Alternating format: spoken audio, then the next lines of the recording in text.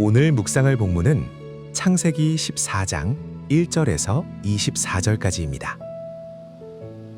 번영의 길에 위험의 그림자가 들이우기 시작했다.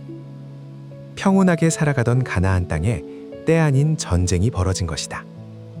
그것도 국제전이 말이다. 그돌라오메를 비롯한 메소포타미아 지역의 네 왕이 동맹하여 가나안 지역을 12년 동안이나 지배하고 과도한 조공을 받고 있었다. 엘람 왕 그돌라오멜은 당시 고대 세계의 최고 정복자였다.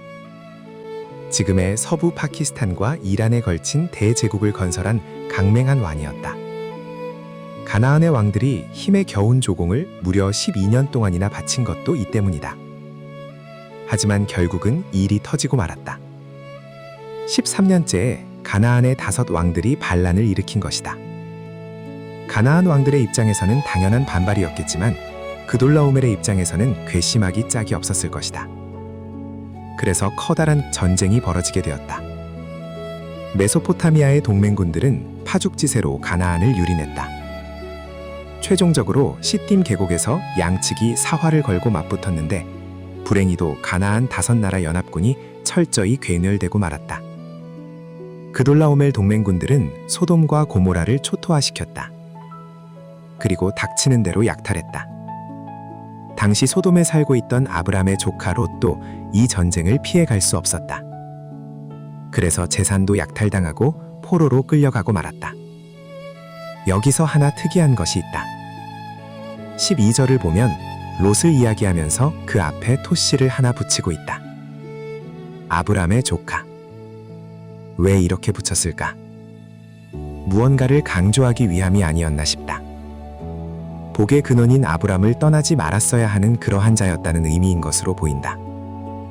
어떤 상황에서든 조카 롯은 복의 근원인 삼촌을 떠나서는 안 되었던 것이다. 물고기는 물을 떠나서는 살 수 없다. 맞다. 아무리 세상이 넓고 아름답게 보인다고 할지라도 물고기가 물을 떠나서는 살 수 없듯이 성도는 하나님을 떠나서는 복을 누리며 살 수 없다. 예수를 믿는다고는 말은 하지만 여전히 세상의 것이 더 좋고 세상의 것이 더 매력적이고 그런 것이 더 능력 있어 보이기까지 한다. 그래서 그런 유혹 앞에 쉽게 무너지곤 한다. 이게 인간의 모습이고 나의 모습이기도 하다. 그러기에 하나님의 능력의 선밖에 없다. 나도 무수한 넘어짐을 통하여 체득한 진리이기에 값비싼 수업료를 내고 얻은 진리이기에 이제는 주님을 잡은 손을 놓지 않기 위해 목숨을 걸고 있다. 세상이 아무리 좋아 보여도 내가 하나님을 떠나서는 살 수 없음을 철저히 가슴을 각인하며 살아가고 있다. 하나님과 손잡고 더불어 사는 것만이 진정한 복임을 나는 믿어 의심치 않는다. 가나안 전 지역에서 일어난 전쟁의 소식을 아브람이 모를 리 없었다.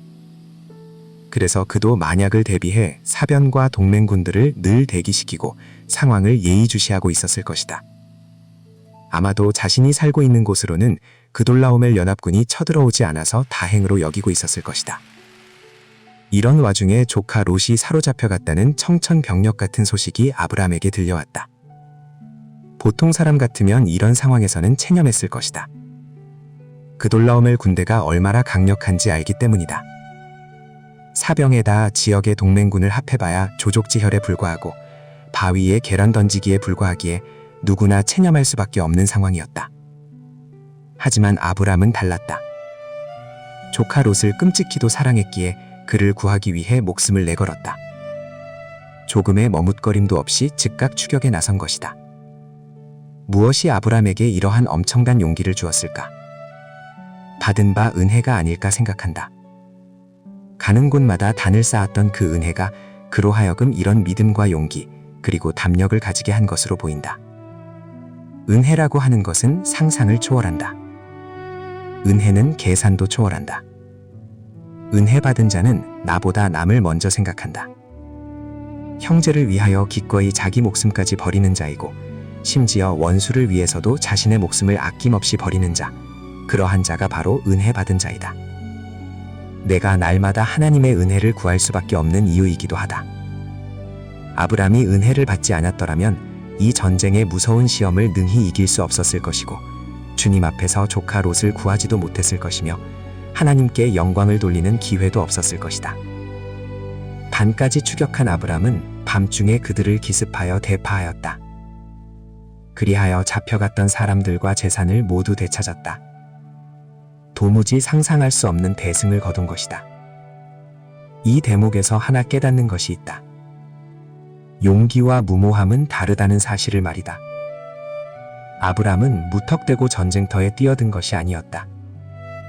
그는 아군과 적군의 병력을 따져보고 상황을 파악했다.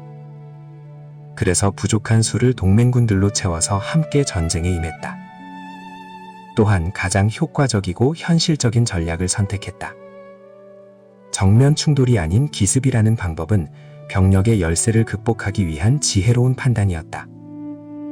적들이 방심한 틈을 타 신속하게 공격함으로써 피해를 최소화하고 목적을 이루기 위한 최선의 전략이었던 것이다. 이 같은 행위는 용기와 무모함이 얼마나 다른지를 보여준다. 무모함을 함부로 믿음으로 포장해서는 안 된다. 믿음은 하나님을 믿고 아무렇게나 하는 게 아니다.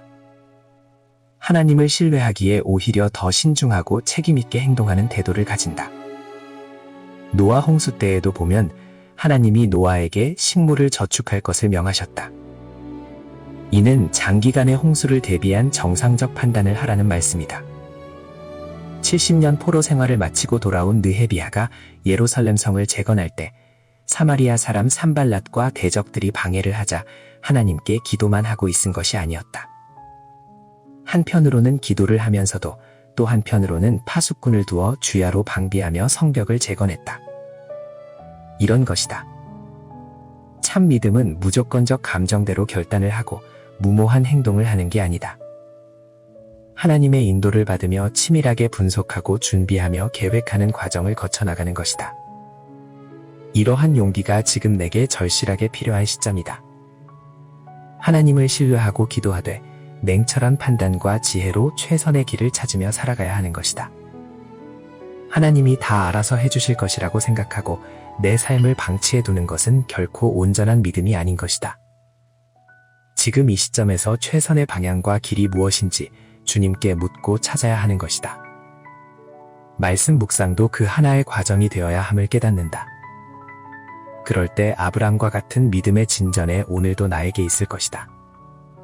손주들이 커가는 것을 보면서 내 시대가 서서히 지나가는 것을 절감한다. 살아온 날보다 살아갈 날들이 훨씬 짧다.